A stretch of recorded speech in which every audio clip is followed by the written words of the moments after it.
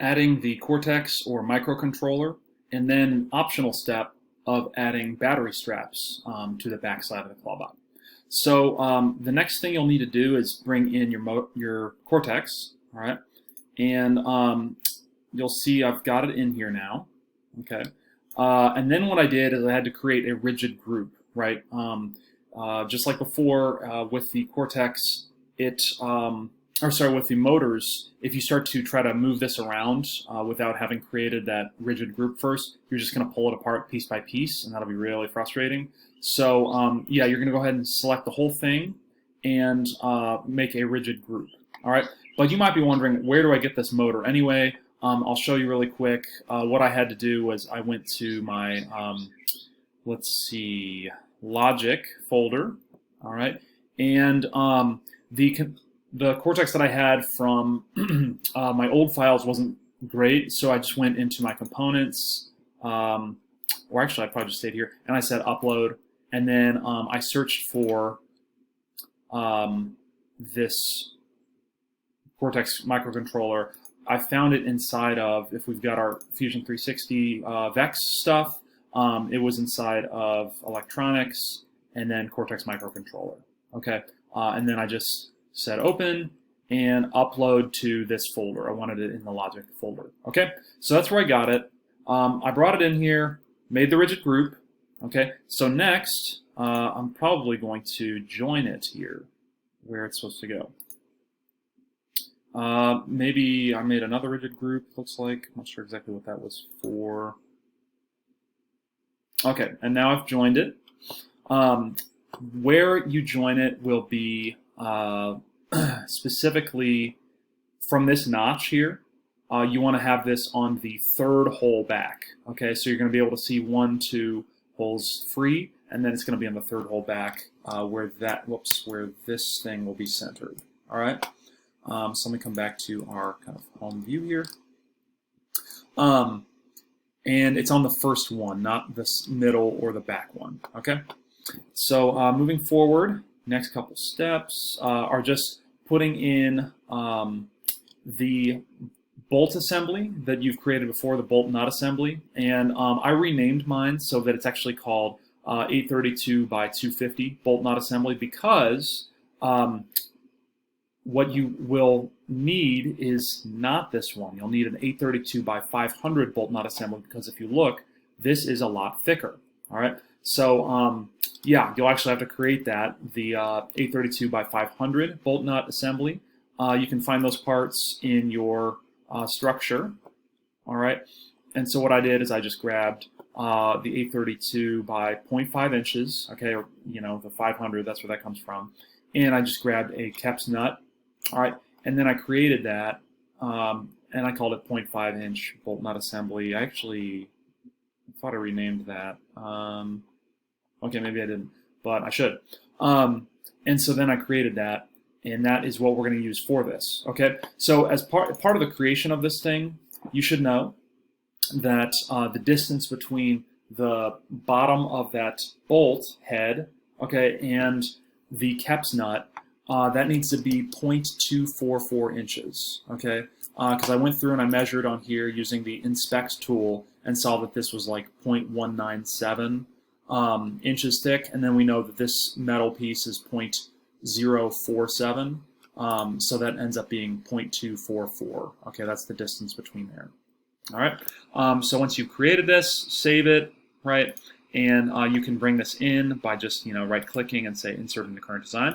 So I did that 4 times. I'll zoom back a little bit so we can see what's going on here. Got the 4 there, and then I just joined them into their respective holes. Okay.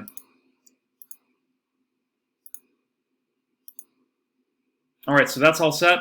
The next few things you're going to see are optional. Okay, so stop here at 430 unless you want to add the battery strap. So adding the battery strap. Let's see what we do here. So I've input one of the battery straps there. You might notice that the design is a little cleaned up from before, and that is because there were some wires here from the motors. I tried to delete those wires on their own, and you can't necessarily do that without editing the assembly file that they came from, right? Because basically the computer thinks, hey, wait, you're trying to delete a part of something that is essentially I'm seeing as a part. Okay, I brought in this whole subassembly, and now you're trying to delete one of those things. So I had to actually go to my motor in Power, and I just edited that file to delete the wire. We'll see if it opens. Right, so I deleted the wire, and then hit Command S for save, and I came back here, and it had gotten rid of all those wires. Okay. I also got rid of a little like 11mm axle. This thing you'll see me move into place in a sec. It came off of that guy before I had created like a good rigid group for my first motor. But moving on with the battery strap. So I brought in the battery strap. It's in the power folder. Okay. And you'll see I bring in two. And then I go ahead and join one. Where it gets joined is, let's take a look from maybe this perspective.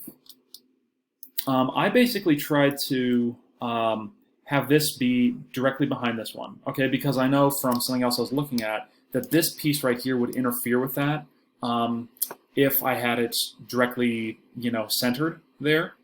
So we don't want that to interfere there if we can avoid it. So yeah, I moved it over one. Plus, if you look at the thing anyway, this is slightly to the right of the robot. It's not exactly in the middle because there's like an even number of holes and all that kind of stuff. So I was like, you know what, I'll put this slightly to the left. Okay, so put that there. And while we're back here, let me do this perspective. Brought this battery strap in. Now I'm probably going to bring in my... Okay, so I moved that. So we saw that I joined this, and that was a pretty easy fix. I might need to push it in farther. I didn't realize that, but we'll work on that later. So I've got this is an 8 32nd by 25 assembly, okay, because these are thinner than that Cortex, or 250 assembly, yeah. All right, so I got my other ones. And then I go ahead and place a couple. And that's going to bring us about up to where the end here. Let's see if we can go any further. Okay, it's kind of hard for me to see. I think we are at the end. So I just wanted to show you that process real quick if you were curious. So basically I'm going to say J for joint. And I want this hole here, sure, that center point, to come to, we'll say, basically, we want it not to be centered behind that, so let's take another perspective here, okay? And I want it to be, let's see, that was the outside. Hopefully this is the right one, then I'll see in a sec here. And let's say this, okay? And then I will just make the final adjustments as necessary. Okay, so that's not quite where I wanted it to be.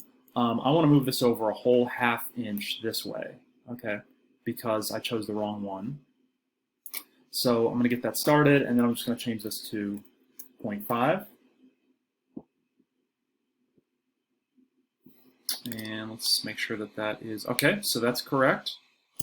And now I need to adjust this part. Okay, so let me square this view a little bit. Push this up. And just approximate it. So yeah, I find usually it's somewhere around like 0.9 or so. Okay, I'll just change that to 0.9. Whoops. 0.09, of course. And then say okay. All right, so I've got that in there. And then to bring in a bolt, I just go to J for joint. And I want to get, yep, there's a center mark there, so I want to choose that. Nice that you can kind of see through the parts, so you don't necessarily have to always spin around quite as much. In fact, I want this perspective for what I'm going to do next. Okay, and we want it to join essentially right there. That'll work.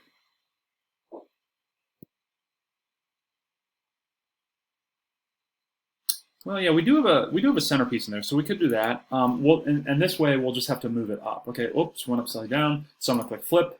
All right, we're good there. And then, so I know it's centered. in what's probably going to be our X and Y, and we might just need to move the Z here. So let's double check on that. All right, so zoom out, pan over, zoom in. And yeah, it's probably going through this metal here because it's right up against the plastic. And we know that the plastic is against the metal. So I have to move this up. Specifically, I know it's 0.047 inches. So just go. And there we have it. Click OK. And that's the process.